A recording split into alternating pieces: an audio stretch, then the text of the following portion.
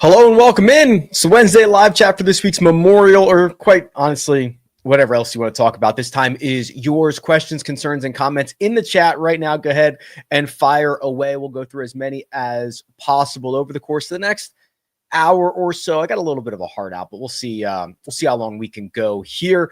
We're going to go through weather. We'll talk one and done options, the contests for this week. We can do deep dives into players. I can read you word for word the email newsletter that I sent out. I don't know. We can do literally anything that you want. Let's start where we normally start with a little bit of meteorology.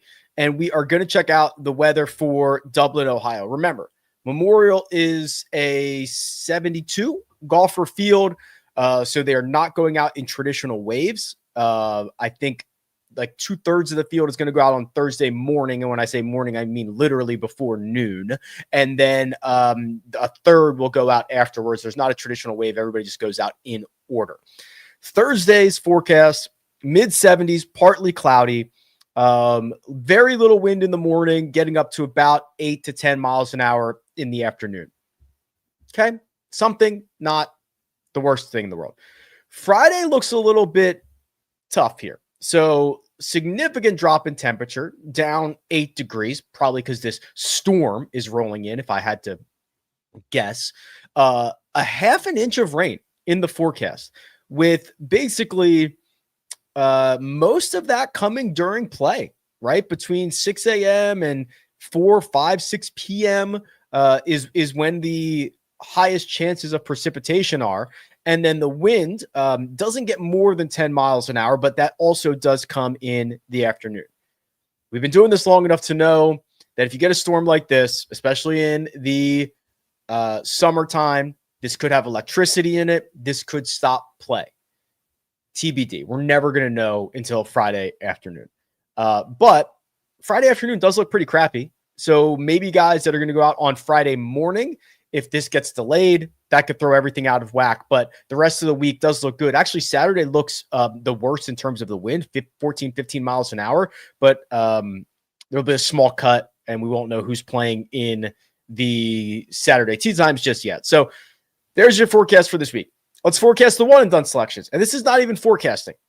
This is literally taking the site-wide selections off of officefootballpool.com and looking at them and seeing what is of note, because these translate very, very well to the rest of the industry. Look at that. Look at that ad. John Daly and I in the bottom left-hand corner. Want to be our fourth? Woof. Talk about that in a second. Victor Hovland is going to be the most popular golfer, about 13.5%. So the fact that he's the most popular golfer and only 13.5% is pretty noteworthy. Nobody over 15, nobody over 20. There is not a clear-cut number one who is out there taking up all of the ownership. Everybody else is in single digits, and it's pretty well spread out after that, with Xander Schauffele, Colin Morikawa rounding out the podium, Sepp Straka, Scottie Scheffler rounding out the top 5. Noteworthy that only about 25% of entries have Scottie Scheffler remaining to use. So we've got nearly a third of users who have Scottie left using him. Also, probably a good time to talk about this little quirk if your one and done goes to the Tour Championship, which I know it's a small percentage that do, but if they do, remember the change that has just been made. So yesterday, the PGA Tour announced that they are not using starting strokes for this year. So if you go to the Tour Championship in a one and done, and you were saving like somebody like Scottie Scheffler, like Rory McIlroy, because they were going to start at 10 under par, start at 8 under par at the Tour Championship, that is no longer going to happen. So it is not as valuable to save those guys anymore. Yes, they will still be significant favorites in a 30-person field at Eastlake, for sure. 4 guaranteed rounds, very small field, a lot of prize money. But look into how your prize money is being distributed. It is not as essential to save these guys anymore because of the change that just happened mid-season. We can talk about that. It's a whole nother story. The way that I look at this, I think if you're trying to make up ground, I don't mind going the Patrick Cantlay, Hideki Matsuyama direction, 7%, 6%. I worry about those guys. Also, if you're trying to make up a lot of ground or you're feeling frisky enough, I don't think Ludwig is bad here. Again, I've got worries and other people do too. That's why he's 4% owned. But this is a lot of money. And if you can pop off the winner at this Siggy, which is $4 million for first because there is a cut. This is not the $3.6 million. This is the full one. This is the $4 million. You could certainly be making up a lot of ground and improve your position in a big way. So a lot to consider. I already see there's a ton of questions about one and done in the chat because it is a pretty interesting week. Let me remind you before we get started here that right now DraftKings is giving new customers a chance to play for free for their share of millions of prizes with their first deposit. Talk about DraftKings Daily Fantasy all the time. Build your dream lineup, stay under the cap, sit back and watch those points roll up on every birdie, every bogey, hopefully not, every clutch putt, intensity in every single shot. Just download the DraftKings Daily Fantasy app and enter promo code RickDFS to play free for your share of millions with your first deposit. That's RickDFS for new DraftKings customers. Just download the Daily Fantasy app for your free shot today. The crown is yours. Armina hates when I say the crown is yours. I think it's funny. And I keep saying it because she hates that I say it. All right, let's get into this week. I'll take you from here to my website, rickrungood.com. Giant data, visualizations, and models and everything. And man, I've got some stuff cooking. I've got like a year-long project cooking that I'm almost at the finish line of. Whew, it's going to be sick. Chris says, love the second cut as well. Thank you. I think it's a good, natural partner to the Rick Run Good YouTube channel. 31st out of 150 and one and done. My gut is telling me to pick Morikawa this week, or should I try to gain ground with Straka, Lowry, Bradley? If I were you, I'm probably playing Colin Morikawa. I'm a sucker for this guy. If you've been following along, you know that he is the best player in the world who has not won since 2024. Best player in the world since 2024 who has not won. He has the multiple runner-up finishes here, including last year. He won at this golf course when it was the Workday Charity Open, the first event of 2020. After the new greens, he has putted really, really well around this place. And I just think that we have seen him put a lot of squares and double squares on the card, and that is easier to clean up. He made enough birdies at the Truist to win that golf tournament. But just like silly double here, silly double there, silly stuff, T17 by the end of the week. I think that is easier to clean up. This is a really good golf course for him. I have no problem rolling out Colin Morikawa. I think you would have to be farther back to go with one of those other options, Chris. Rick, I get the sense that Sky is becoming slightly jaded, says Al. His putting has dropped off, and he could maybe do with a week off. It's a stacked field, most of whom are fresh. 3-1 is crazy, right? Yeah, like 3-1 is crazy, but it's not that crazy. I mean, he is literally doing historic things. He is literally the let me pull this up real quick. He's the best player in this field over the last 36 rounds, which we know is like the best way to grade these guys by double, right? I mean, it's him gaining like 2.7 strokes per round, and then it's Corey Connors gaining like 1.6 or something outrageous like that. 2.8 for Scotty, 1.6 for Corey Connors. It's insane. The tee to green play is what's critical here, and he's the best in the world by far. We're getting numb to how good he is. Okay, we're getting numb to it. Look at his history around the Memorial. I mean, that's 42 strokes gained from tee to green in his last 12 rounds. Nearly 4 strokes per round over 12 rounds. That's nuts. Okay, we're getting a little numb to this. I do not agree that the putter is falling off. He had one week where he lost less than a stroke putting at the Charles Schwab. That's definitely in his range of outcomes. He does that all the time. Remember how bad of a putter he used to be? These are great. I think he's in the midst of having his best putting year ever. So 3-1 is crazy, or 2.8-1 is just what he's at in most places, but it's not that far off. I think like 4-1 would probably be a much more realistic number. He probably wins this like 20% of the time, which is absolutely nuts. Yo, Rick. Yo, checkmate. Are we thinking Shane Lowry or Tommy Fleetwood? In my eyes, they're very similar, but Lowry's putter has been questionable as of late. All right, let's look at these two guys together here. I think that Lowry's range of outcomes is probably a little bit wider, which includes a little bit more upside, right? Runner-up finish at the Truist, 12th at the Zurich with Rory, 18th at Harbortown. That was also a signature event. A lot of top 10 finishes here, a couple of runner-up finishes. I don't have anything really negative to say about Shane Lowry here. History's fine. No worries there. Fleetwood, to me, though, is just a little more consistent. I don't know if he has the runner-up. Of course, he has the runner-up upside, but this is like his average finish is probably higher, but his floor is probably, or his ceiling is probably lower. Is kind of the way that I look at this. I really like the gain strokes throughout the bag thing. We need a name for that. Is that called hitting for the cycle? Is that called, like, what do we call that when you gain strokes in all four categories? Is that a grand slam? Why am I only using baseball terms? I don't know, but we need a name for that. And Tommy does it a lot.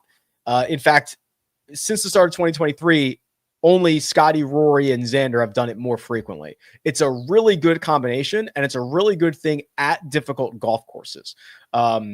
So yeah, I probably skew Tommy here, but it's pretty close. Loving the Rick Run Good combo with the second cut. Thank you. My commutes go by in a flash. Yes, John. Could you please look at what Alex Noren is doing since he's been back in addition to his course history? Yes. Remember, I think Noren's only played 3 events since coming back from a pretty significant injury. 2 events. Tore his hammy and his glute or something. Just a really nasty injury. Kept him out 7 months. Well, he's back. T51 at the Truist, where he got off to a pretty good start and faded a little bit on the weekend. PGA Championship was pretty splendid. First 3 rounds were awesome, and then struggled on Sunday at Quail Hollow. Not too concerned about that. So overall, we've got 8 rounds from Alex Noren. 3 of them are really, really good or awesome. Another one of them is good. And then we've got some medium stuff. So it's really clearly still working through it. But again, when the winning score is going to be 8 or 9 under par, which is what it is historically, that is Alex Noren's time to shine. Grinder, short game specialist, really strong putter. He hasn't lost strokes putting here since the new greens went into effect. So I'll just spoil this. If you're not getting my email newsletter, it's 100% free. What are you doing? What I did is I thought this would be fun. So they ripped up these greens after 2020. They ripped up these greens. They installed new greens for 2021. So what I did is I went through every player who's played on both the new greens and the old greens and compared what their strokes gained putting numbers were here. Yes, some of them are small sample sizes. Yes, this could be quite noisy. Use this for what it's worth.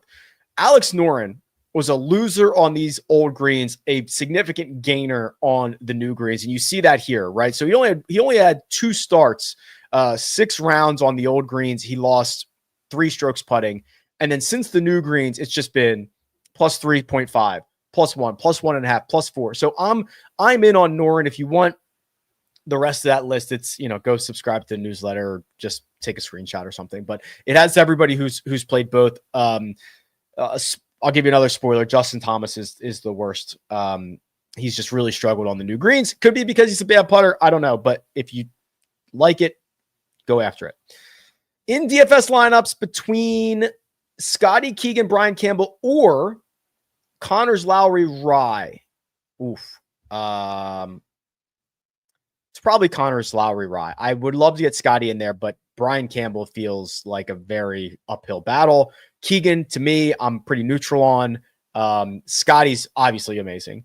Connors has been the second best player in the field. We already talked about Lowry, and then Rye is kind of like a very light version of Scotty Scheffler when it comes to the metrics. Rick, I only have room for one of your darlings. Oh, boy. It's between Christian Bezuidenhout and Andrew Novak. I obviously love both of these guys, right? So Novak is $7,100 and catching about a 12.8% projected ownership. Bez is $200 cheaper and about half the ownership.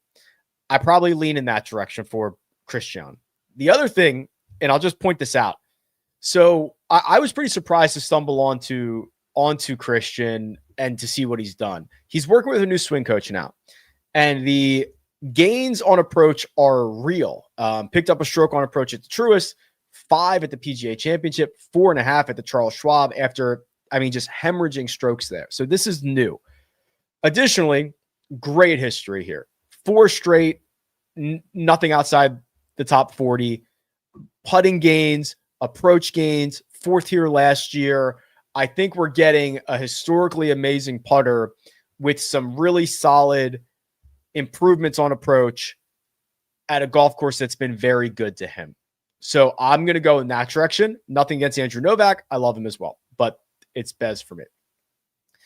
John says I'm 7th out of 13 in my one and done, but it's actually a pick 2. So should it be a 2 and done? Or does that imply that you get to pick each golfer twice? What would we call a pick 2 one and done? I don't know. I've been saving Colin and Victor all year for this week, but their recent form has me worried. Are there any better spots the rest of the year? Well, no, these are 2 really good spots. Like if you're just looking for spots, Morikawa's spot is great, obviously. And Victor's 1 here. So both of them are great spots. The only thing you'd be waiting on is better recent form. Who knows if that's going to happen? Victor won 4 starts ago. Colin's, I think, been better than what his results indicate. So, I mean, there's not better spots. You can wait for them to be playing better, but there's not better spots. I meant to tell you this as well. That banner ad that you saw to play golf with John Daly and myself, it's true. There's 1 spot remaining. We've got Craven coming, and we need 1 more spot. We're gonna play. I think. Do I say this? Okay. I don't know if this is official. It is my hope. I believe we're playing in Nashville. There, I've said it. I don't know if that's official, and I hope we're playing in Nashville. That's where I want to play. I know there were some other options. I think Florida was an option. I think like there were definitely other options. I hope we're playing in Nashville. Don't make me commit to that, but that would be great because going out in Nashville afterwards would be sick. So play with John Daly and I. Every entry you put in a PGA contest from now till the U.S. Open, through the U.S. Open on Splash, gets you entered. Our listener league for this week, the full $25,000 guaranteed, is a $25 entry. Right now, there's a pretty significant overlay. I don't know if that's going to fill. Pick 6 golfers, your best 5 scores count, all expense paid trip to play golf, hopefully in Nashville with John Daly and I. I don't know if it's going to be Nashville. I really do hope so. I've not been to Nashville. I would love that. All right. I think I'm with Tyler here. I feel a sudden resurgence from Matt Fitzpatrick. I definitely think we're close, and it's been 2 years, but I think we are close here. What did he do? Hit for the cycle, hit a grand slam, whatever. Gained throughout the bag at the PGA Championship with a 5.8 strokes gained per round, or a 5.8 strokes gained on approach. Very, very good. Truist was close, and he's finished 23rd. Get rid of the Zerg. Don't care. He missed the cut with his brother. So now we've got 4 starts in a row. They're top 40 or better. They're either all signature events or major championships. They are getting increasingly better in finishing position, and they are getting increasingly better in strokes gained profiles. So this is a very, very good trend from Matt Fitzpatrick. His history here, yeah, very good. He did miss 2 cuts, but he has 3 top 10 finishes. That is before and after the new greens, if you care about that aspect of it. So I'm with you here, Tyler. I think this is a very good trend that he's on. Kyle says, hey, Rick, Pool Genius, which is the tool that you can get that tool in the description. Thinks I should go with Hideki, Victor, or Shane in one and done. Who's your favorite? I also have Siwoo left. So I did spread out my entries mostly with Victor and Hideki with a lean towards Victor. I am fine with Hideki. I think you could. Hideki's kind of interesting because I think Hideki is more valuable than Victor is at the moment for one and done purposes. I think you can play Hideki in more spots because I think that when Hideki has his good stuff, every course on planet Earth gets scorched by him. Victor at this point, I think, is a little bit more not susceptible to the golf course, but like you play the course fit a little bit better. So I would roll out Victor here and probably save Hideki. I'm second to my one and done right now, says David. I have Xander in right now. Am I crazy about using Lowry or Connors? If you're second in your one and done, I would love to know who else you have left, but you can use Xander here. It's a $4 million first place prize. And Xander, I don't think I've showed you Xander's profile yet. Xander's profile is awesome, right? I think he's got just a bunch of top 18 finishes around here. I'm buying the rest of his 2025. Yeah, I mean, just a bunch of top 25s, bunch of top 18 finishes. I think the metrics are getting better by the minute. I think he's going to win probably twice before the end of the year. And yeah, if you want to use him here, that's fine. Especially if you're second, if you can snap up $4 million or $2 million, it's definitely going to go a long way for you. This is a good question. So I don't remember where you're at, Kyle, but it says another one and done question. Is it time to start looking at who the people around me have already picked and choose a golfer they can't? Yes. Yeah, we are now, there's 12 events left. There's we're more than halfway through the PGA Tour season, especially for these high valuable weeks. So like if you were, to go back to David's second in his one and done. If he looks up and see who's in first and that guy has already used Xander, I would feel a lot better about using Xander. Not that I think there's a good chance that guy uses Xander as well, but like that would make me feel better about picking him, having the clear path to the top of the board with that golfer, or being the person. You can't do this if there's like 10,000 people in your one and done, but being the person closest to the top of the board with that golfer. First person from the top of the board with that golfer. Does that make sense? Right? So like if you're in 10th, and the 9 people ahead, like there's value in having a path to the top of the board. I'm really close, Mitchell. I'm really close on being back in on Sam Burns. It's devastating, truly. The approach play is horrific. The good news is it's not as bad. He's still putting like crazy.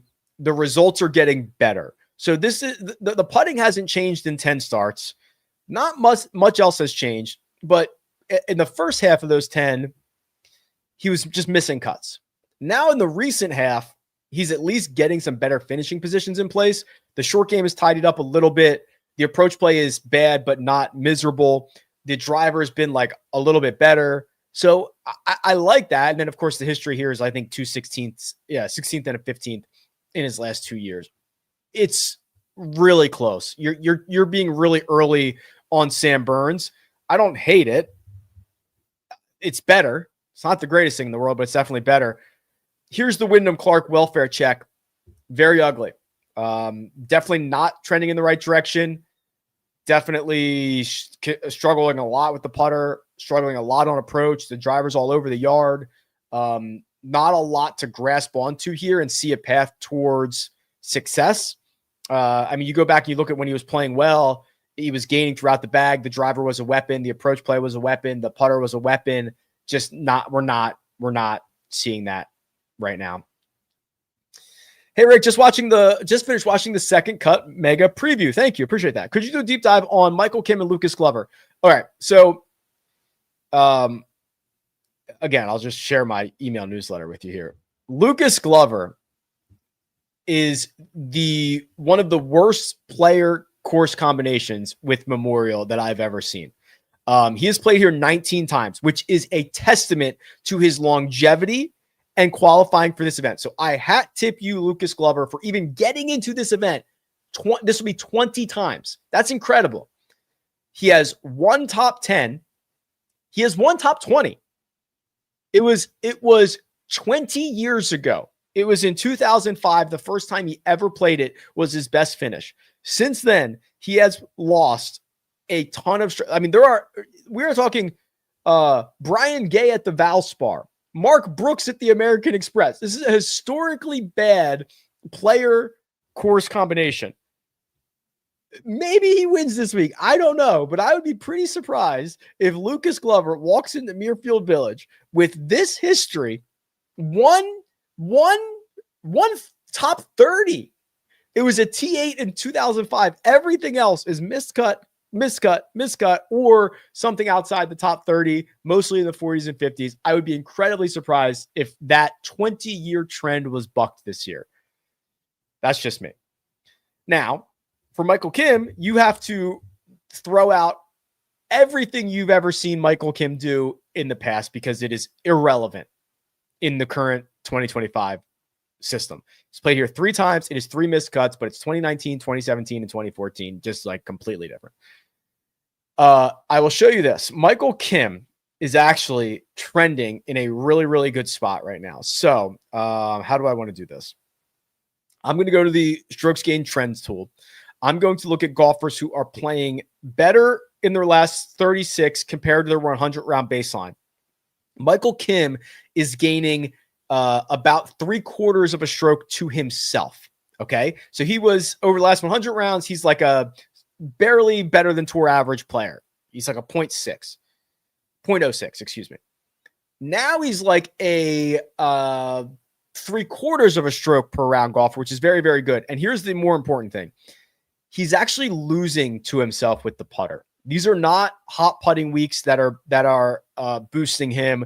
These are not like he is actually still, I believe, still due for some lucky putter progression or regression or whatever, right? Because he is actually putting below his baseline.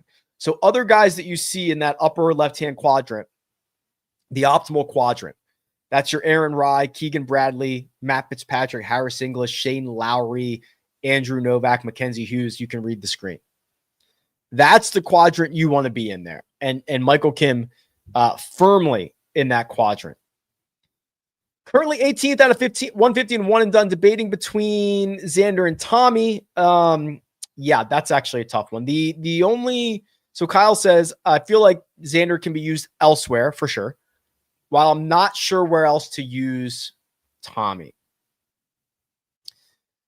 You could use Tommy at the Scottish. You could use Tommy at the Open. It'd be kind of freaky. But like, which live golfer would you want to use? A Rahm? If you've already used Rahm, you could use Tommy at the Open. You know, the Open is going to be more random than the other major championships. If you have not used Rahm, you might want to save him because then you don't have to dip into either one of these guys. But you could use Tommy at the Scottish. You could use Tommy. Is Tommy playing Canada? Remember, Tommy finished in that playoff. He runner-up to Nick Taylor, although that's a different golf course, I suppose. Yeah, it's either the Scottish or the Open, I guess, for Tommy. So if you're comfortable with that, rock on. How many PGA Tour players have a Rick Rungood account that I know of? Not always players. Well, it could be like sometimes I just give managers or agents or whatever, like some promo codes for logins. If I had to guess, it would be between players, caddies, managers, agents, 12 that I know about, unless they just signed up themselves, but about roughly 12. Did that, which is good. I'm 8 million back in one and done. Can you make me feel good about using Corey Connors? I could probably make you feel okay about using Corey Connors. You know, he's the second best player in this field over the last 36. He is putting better using that new prototype with Ping, I believe it is. Metrics are just incredibly strong. And I think that the floor is quite high. So I don't know if you're going to get 4 million from Corey Connors, but I think that there's a very good chance you get top 10 money, which is going to be what, at least $500,000. So it's tough, right? Like if you're having to go to Corey Connors, let's look at this way. Okay. He's going to be 2.8% owned, which is good. Like, do we think Shane Lowry owns more win equity here? Probably. Do you think that even Keegan Bradley owns more win equity here? Probably. Ludwig definitely does. So that's like, you're 8 million back. You need 4 million this week. I worry that Tommy does not have that. But I think he's like going to finish 11th 90% of the time. So that would be the only thing that I would consider is how can you get 4 million? And I'm not sure Corey Connors gives you the best chance at that similar ownership to get you 4 million. Cheap flyer, Cole, Hoagie, or Fox? Probably Cole. How soon do you think Mina has to start giving you weight on the course? She's a sim rat. She'll pass me soon. She's a hard worker. Can you do a deep dive on Tony Finau? I think that's the first question we've had about Finau so far this week. Let's see. I want to see something. Okay. It's honestly probably better than I thought. Finding a little bit of something here. Truest T15. Okay. I can live with that. And that profile. Love the PGA Championship profile, right? 8 strokes from tee to green, 5 of them on approach, 3 really strong rounds to start the week, and then the Sunday fade, which is, not uncommon. He does that a lot, and a lot of guys do that, especially in major championships. The approach play is much improved. The driver has been splendid since the API. The putter's still crazy, and it's a tough watch. History here is good. Yeah, okay. Yeah, like this could get me pretty excited. 7 out of 10, something like that. I think there's definitely signs there. Schmid as the last man in. I'm going to need to pass on Matty Schmid. Yes, I know that his Sunday round and his Friday round were very good approach weeks. He was heavily relying on but he gained 10.5 strokes putting through the first 3 rounds. He clearly got spooked a bit as Sunday came around and he hit some really bad putts, and he has one shot. You know what I mean? And the number of shots that Muirfield Village is going to ask for worries me for Matty Schmid. Outside of the Charles Schwab, I mean, the only good finishes are at some pretty weak fields. And let's be real, Schwab was a weak field event as well. But we're talking about alternate field events for the other top 10s. So there's, I hope I'm wrong because I like this kid, but I think these results are being propped up with sticks in air at the moment. Can we look at Ryan Fox? Sure. Just one. Didn't he win one of those alternate field events? Didn't he win Myrtle Beach to get into the PGA Championship? Yeah, there he did. And then played well at the PGA. He is a power guy with an above average short game for being a big boy, right? Really moves it off the tee.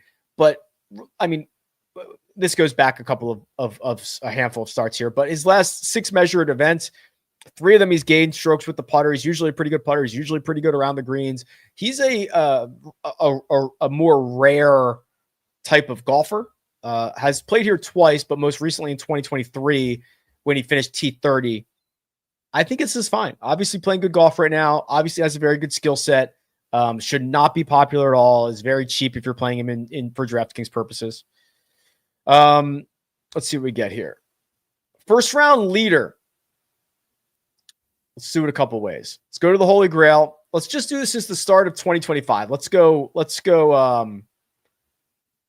pretty micro. And we'll do just round 1. Everybody in this field. Scotty Scheffler, number 1. Yeah, okay. So let's find you. Well, Alex Noren only has 2 rounds. So it's Scotty, Colin, Noren, Denny. That's interesting. So Denny has now gained. Wow. Denny has gained strokes in the opening round in 9 straight.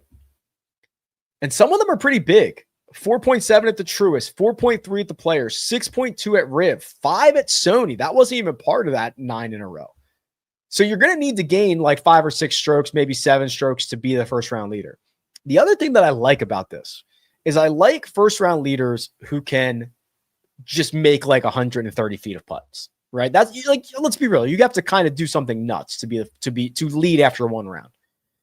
So you got to make putts, and we know that's right up Denny's alley there. So that's pretty good. Jaeger is another one.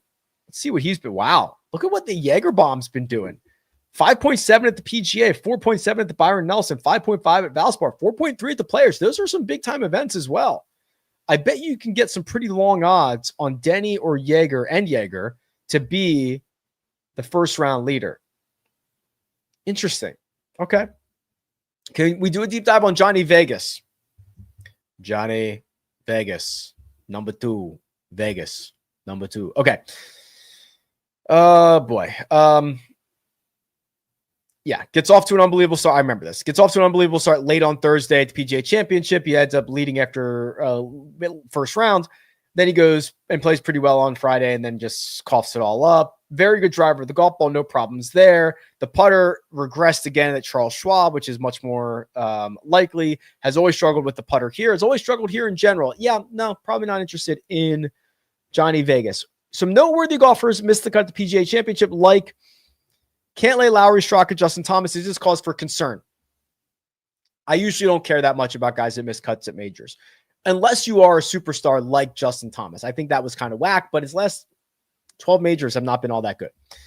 The Cantlay thing's annoying, but I'm not concerned about it. He's also not very good at major championships. I think the Straka one, there's also different ways that you can miss the cut.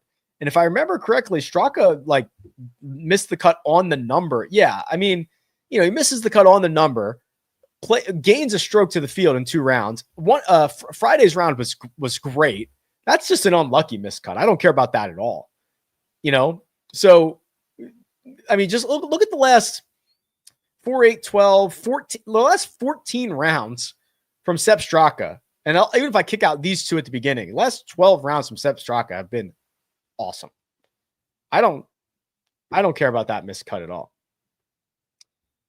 5 Ken wins and can't wins. I mean, I would just give you the 5 at the top of the board. But to be a little bit different, like Hideki, I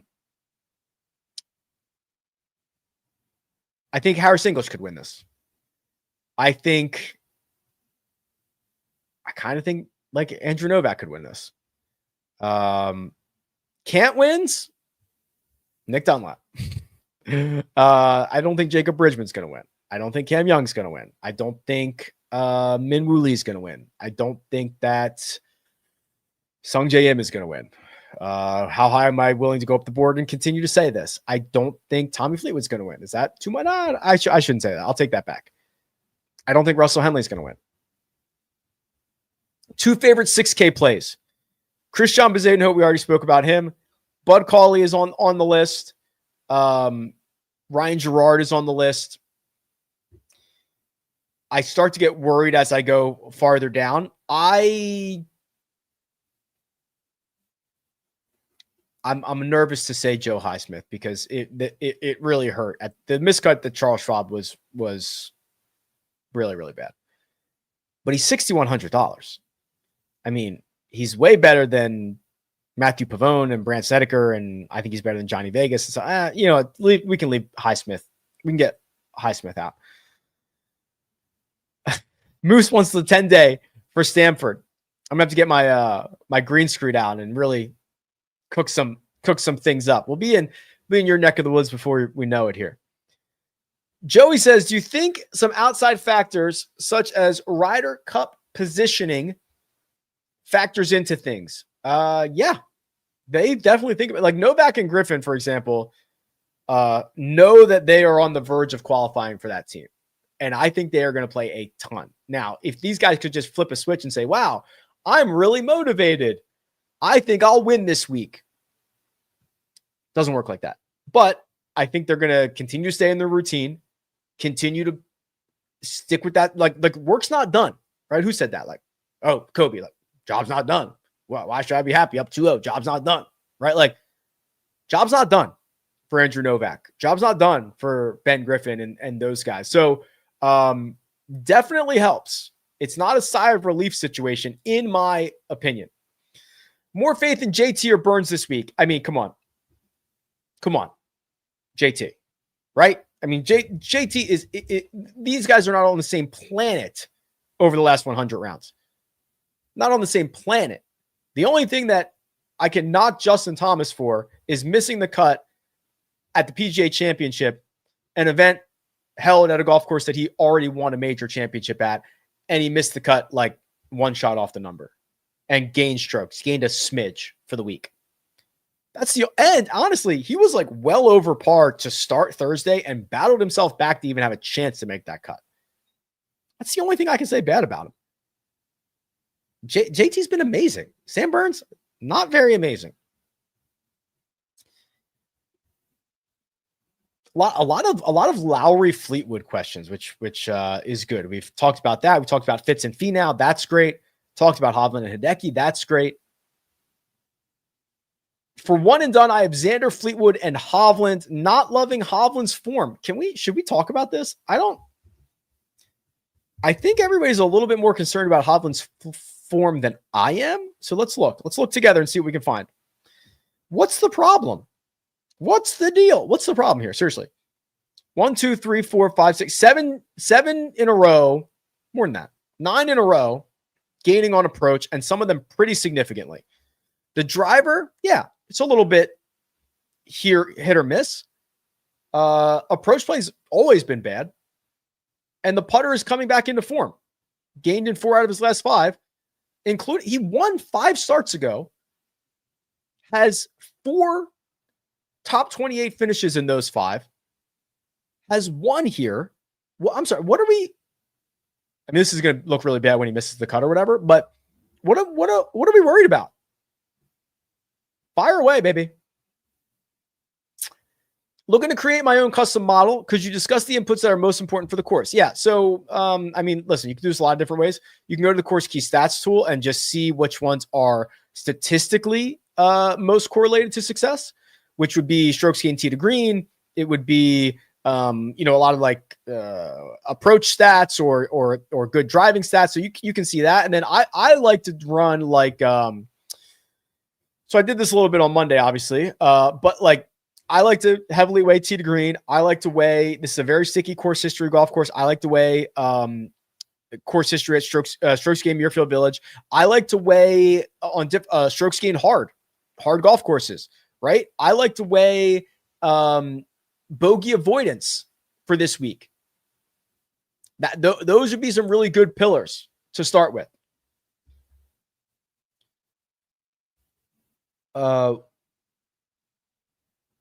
Seems like this course plays to major standards. They try. What do you think the winning score needs to be? And is that why books have, I'm sure that was supposed to say Scheffler at 3-1. So winning score, ideal scenario, 8 or 9 under. We'll see how much rain they get on, what was that, Friday? Soften this place up. They do have a sub air, but for half an inch, yeah, they could probably be okay. 8 or 9 under par probably wins. And then usually the tougher it is, the better that is for better players, right? That's why this works itself out. And Scotty's history here is absolutely bonkers good. Xander is winning this weekend. Congratulations to Colin Morikawa. Yeah, does Colin win? Like, do they retroactively get the Tour Championship victory? I'm in on Sepp. If you want to bet him without Scheffler, Schauffele, and Morikawa, that's fine. A lot of questions about Fitzy already covered that. This makes me laugh. Already talked about Sepp Straka. Already talked about Michael Kim and Aaron Rodgers. We're doing good here. We're doing good. I'm ahead of you guys, even though I'm 30 minutes behind on questions. Is this the type of week where you would consider the without Scotty market? I don't like the without. I mean, I'm susceptible to it. Don't get me wrong, but it's a bad bet, right? Like, you're not getting a better line to remove Scotty Scheffler. He's going to win the golf tournament like 20% of the time, which is a massive number, but it's like 80% of the time he's not going to win the golf tournament. That being said, if you are going to do the without market, this is a pretty good week to do it because it's not Scotty and Rory, right? It's just without Scotty. So there is a pretty big gap to everybody else. So sure, man, it's your, I don't spend your money. You don't spend mine. I did not bet the without market. I have done it in the past. I don't like it. I think it's probably a bad bet, but like, I don't put food on my table based on what I bet. And I'm sure you don't either. So do whatever makes you feel good. Rank these players. Without knowing anything else, I would rank them Noren, Cauley, Gap, Cam Young. Cauley and Noren pretty close, right? They're very different styles. Cauley's been great all year long. Alex Noren's got a small sample size, just coming back. I think this is a decent fit for him. And I think Cam Young is like Gap.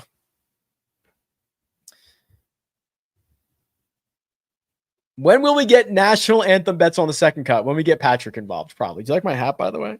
This is the first test off the line of the second cut merch. It's a sample. I like it. I'll just say this about the Tour Championship thing. My understanding is that this is a bridge year. This is not going to be the thing moving forward. I'm under the impression through my sources that there will be something new for next year, for 2026. I don't know what that looks like. I don't know if it's going to be match play.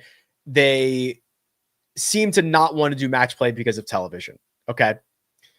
Whatever. But from my understanding is that this is just for 2025. I think changing it in the middle of the season is very corny. Could you imagine any other scenario in any other sport where we are going to change the format of the finals in the middle of the year? I think that's corny. I think that I do think this is better than the starting stroke thing, but I also think it stinks that like what is going to be the guy? What's the incentive to be number one in the FedEx Cup standings? What's the incentive? Once you punch your ticket to Eastlake, it doesn't matter. What's the incentive for the guy who wins Memphis to play the BMW Championship? Doesn't have one, because he'll definitely be into Eastlake, and he's going to start at even par like everybody else. Why don't I just take the week off and rest? It's a busy year. So what's my incentive? What's anybody's incentive to be? What does Scotty get for lapping the field? What does Rory get for lapping the field in the regular season? Nothing. I don't know. In my opinion, and I know they'll never go this route. They'll never ever go this route. But I think there's a couple ways you could do it. Get rid of the playoffs in general, and just like use points. If you have the most points at the end of the year, just like F1, you're the world champ. Congratulations, well done. A playoff is very tough to do in golf if you're not going to do match play. I also remember that story that came out and they had Kevin Kisner quoted on it where it was like, okay, you played the first 2 rounds and then you cut it down from 30 to 16 and then you go to match play or something like that. Or even like you advance that way and then only the final 6 or 8 are playing for the tour championship on Sunday, but like guys are playing for other positioning on the rest of the course. There are better ways to do this. I also think that like you should have to do something specific to get into the tour championship. Like you should have to finish on the podium at some event. You shouldn't be able to T12 yourself into the tour championship. And if that's 5 guys, great. If that's 50 guys, great. Like I finished first, second, or third in a tournament, I'm in the tour championship. I don't know. That was way longer than I wanted to go on that. Does it ever bother you to run the model after model for the freeloaders? No. I mean, listen, it is what it is, right? I like to show off the tools. I like to show off the website. Yes, that's how I make my money. Yes, I would prefer you subscribed. I think there's a lot more value in rickrungood.com than just being able to run models. And if you are going to come here and ask, it's good for everybody. I don't care. Jim says, very straightforward, bets, please. So here's the thing. Do not bet what I bet. This is what I bet. Don't spend your money the way I spend my money. I'm not going to spend yours. Colin and Xander. Those are the only 2 outrights. I was going to throw a bomb on Scotty, and I said, no, whatever. Colin and Xander. Couple of top 10s. The biggest positions there are like Connors and Hideki. Obviously a ton of matchups. I bet a couple props. Will there be a playoff? Yes, at 4-1. I stumbled on this, and this is probably a pretty sucker bet, but this was my way of hedging not having Scotty this week. Scotty to win both the Memorial and the US Open at 13-1. Probably a bad bet, but he's like 2.5-1 this week. He's like 3.5-1 to win the US Open. So that's like what, 9 or 10-1? Obviously there's some juice in there. I thought 13-1 wasn't the worst thing in the world. And it was mostly just a hedge for this week, quite honestly. Oh, good. I'm getting name ideas. I've never been to the Memorial, but Mark Immelman did a great segment on the second cut about the best places to stand and to watch golf. I cannot remember what it was, but if you go back and watch that segment, it is up there. Is there a price so high that you wouldn't play Scotty? I would start to think about it at about $15,000. I'm not even joking. He's incredible. Biggest surprises in terms of ownership so far. All right, let's go through this by salary here. I know the pricing is like JT's in a really tough spot, but JT at like 15% is low. Okay. That surprised me a little bit. Also, Ludwig, if you're trying to win all the money, Ludwig at 12 is a really good spot. Upside to win a signature event, yes. Upside to win at a hard golf course, yes. Great skill set for this place, yes. It's kind of how you win all the money. Siwoo at 16. I love Siwoo, and he's got a sneaky good history here. I thought that was a bit high. I thought people were very excited to get back in on Matt Fitzpatrick. I thought he'd be like 8%. I've got him at 17%. So that was a little bit surprising to me. Other than that, I think everything's kind of in line.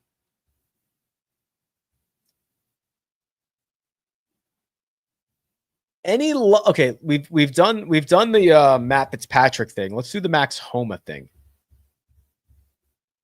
Oof. Man, that round from Friday at PGA Championship is looking a lot more like an outlier, isn't it? It's just not good. It's just yeah, I guess he's getting closer, but I will wait and see. Ricky Fowler is the king of like the 1 or 2 rounds, isn't he? Playing better than Homa is driving it better, putting it better, using that massive lab putter. But man, he just really faded on Sunday at the Charles Schwab. I mean, his history here it's good, but like it's farther back. Did have a T9 2 years ago and a T11 in 2021. That was the last time. Oh, he was in some dark times here though. Definitely prefer Ricky over Homa. Glover's a different player these days, though. I don't know about that. He's been a pretty similar player for 20 years, which is a compliment. That's a compliment. Oh, Poston. I think I might have talked about this last week. JT Poston fixing the putter has been just a boom for him. Where's that question? Here we go. I mean, this is what you expect from JT Poston. And then you hope to find some of that approach play like you had the PGA Championship, or like he has shown us that he can flash at times. Last 3 trips to Memorial have been generally good, overall good on approach, and putting has been spectacular. So that's what we're looking for. We're just looking for like a 4 or 5 stroke baseline on the putting greens, and then hope to catch the snap off +4 approach week. Safest play of the week? I mean, without saying like Scotty or whatever, Tommy Fleetwood. Most volatile play, toss it up between Colin and Hideki.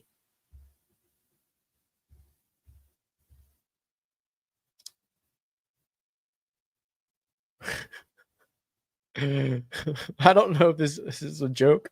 Marty is guessing the players and caddies with Rick Rungood accounts. Kevin Nahn, Neil Shipley, Adam Spence, and Michael Greller. Maybe. Maybe actually. Oh boy.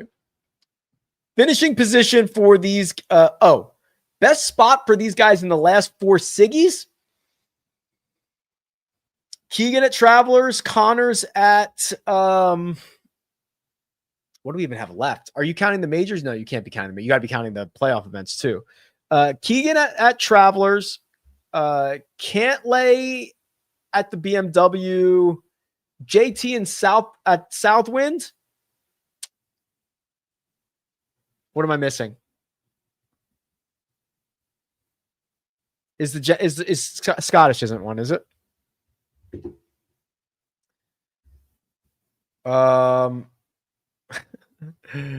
Rick Rungood, second cut, early wedge, CBS Sports, PGA Tour Live, answering nerdy questions on YouTube. Yeah, that's basically everything. It's crazy, right? That when you list it out like that, it seems like it's a lot more than what I thought. But yes, I did not get to do breaking news on CBS Sports HQ. I was playing golf last night. They texted, Mina and I were playing a late afternoon round, and I got a text, hey, can you come on for breaking news of this tour championship thing? And I cannot. All right. I have not mentioned this yet. Sambino. I was going to surprise everyone. The reason this live chat is moved up is because I'm going to the airport right now, and I'm going to fly to Florida and do ESPN Bet and PGA Tour Live for this week. I was going to surprise her. I was going to like take a picture outside studios and be like, look, I'm back again. But since you asked so nicely, yeah, which I think every episode of that stream has gotten better since the start of the year. I think this is the 4th tournament. I think there's 2 more after this. I hope to be involved. I don't know yet, but I'm definitely involved in this one. So Thursday, Friday, Saturday, Sunday. Thursday and Friday, I believe, are noon to 2 Eastern. Saturday and Sunday are 11 to 1, barring weather, right? I think for the Truist, we had to move one of them up because of the impending rain, and moved up tee times. So I'll be on again this week. I hope that we do it the same. I have not been in we'll have a production meeting beforehand, but I'm hoping we do it like last time, which is like I'm available throughout to drop in and give all the nuggets, all the nuggies on data and betting and fantasy and like whatever else pops up. If you want to tune in, it'd be much appreciated. If you want to tune in and then tweet at ESPN Bet and PGA Tour Live, specifically PGA Tour Live, that would be great. So yeah, that would be cool. Thank you.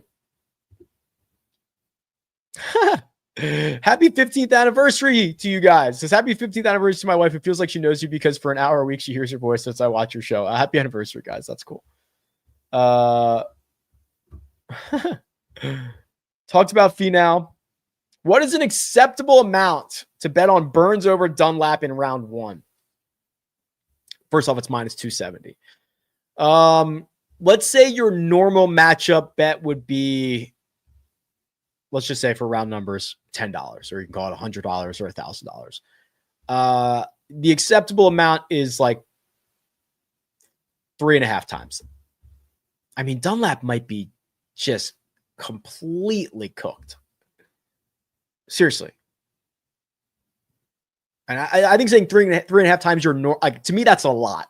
I'm saying a lot, but I also am trying to encourage solid bankroll stuff. But like 3.5 times would be a ton. I'm barely out of the money in the Rick Run Good 501 and done. Getting down to, yeah, I'm getting low too. I think it's Hovland for you. He's not popular enough for that to be a deterrent. 1 to 10 on Ludwig. Overall, 9.5. This week in particular, 6.5.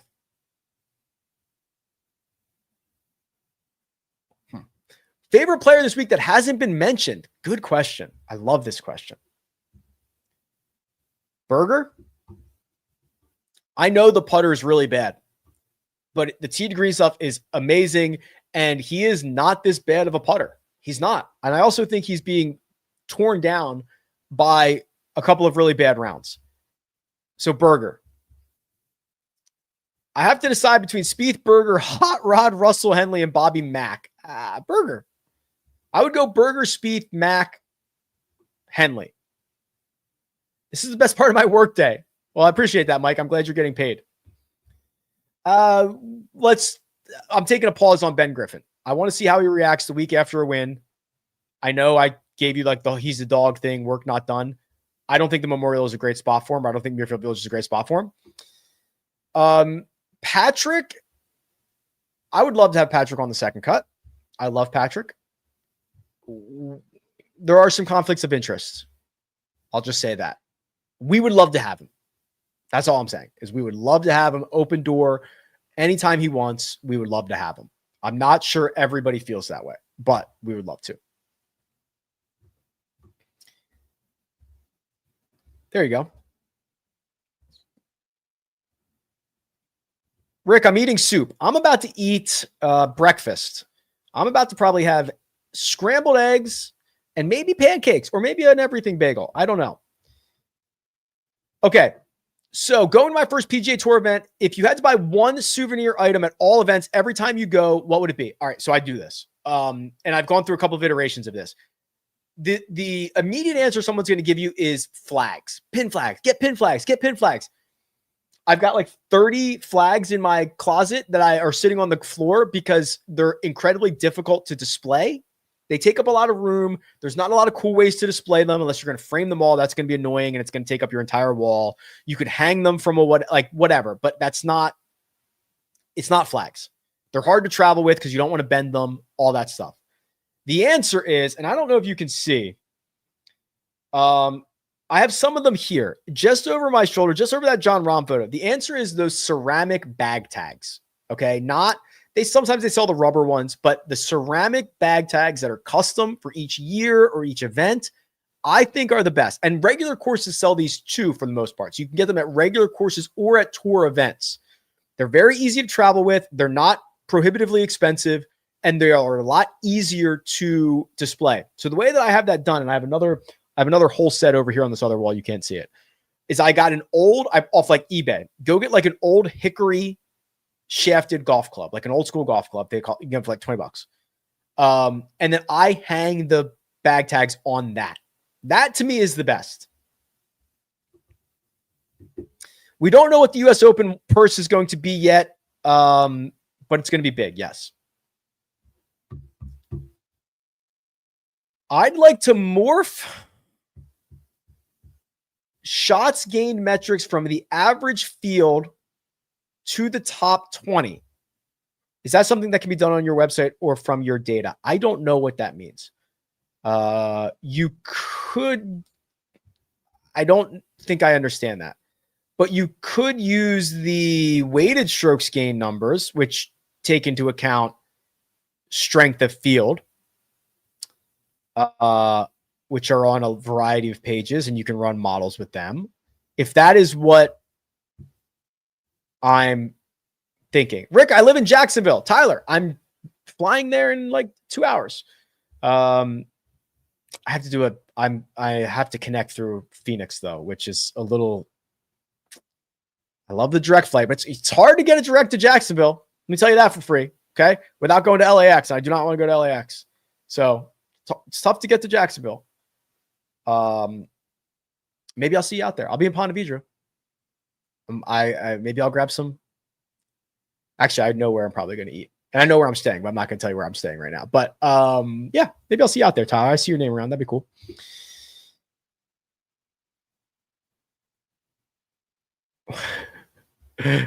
Jordan, I didn't say that. You said that. I did not say that. Bro, you said that. I didn't say that. I would never say that.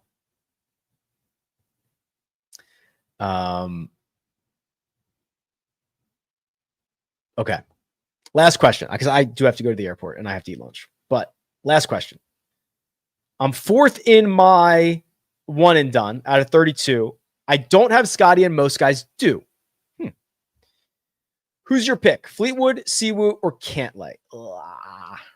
Probably not Siwoo. You're fourth. Where are you going to play Cantlay if it's not here? Where are you going to play Cantlay if it's not here? BMW? God, it's going to be sick, Brian, but play Cantlay, and it's going to be sick. If you're really torn between him and Fleetwood, I don't really have that big of a preference, but I think you have to play Cantlay, and it's going to be just so annoying. It really is going to be annoying, but you're going to have to play Patrick Cantlay. All right, I am off to eat and go to the airport. I will chat with you folks very, very soon. I felt like this was a good week. Very, very good week. I'm excited. I will see you